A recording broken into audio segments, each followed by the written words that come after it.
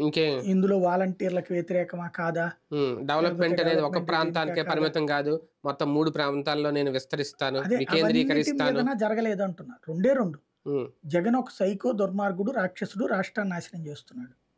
హ్మ్. అతని వల్ల రాష్ట్రం నాశనం అయిపోతుంది అన్నటువంటిది విపక్షాలు గట్టిగా చెప్పినియి. హ్మ్. మీడియా అంతా కూడా గట్టిగా చెప్పింది. హ్మ్. ఇతనికి అనుకూల మీడియా పరిమితమైంది. హ్మ్.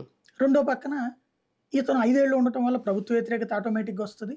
హ్మ్. సోషల్ ఇంజినీరింగ్ చేశాడు. హ్మ్. ఇతని అస్త్రాలన్నీ ఫెయిల్ అయినాయి. హ్మ్. ఇతని మీద ప్రజల్లో వచ్చినటువంటి అసంతృప్తి, అసహనం మాత్రం సక్సెస్ అయింది. హ్మ్. హ్మ్.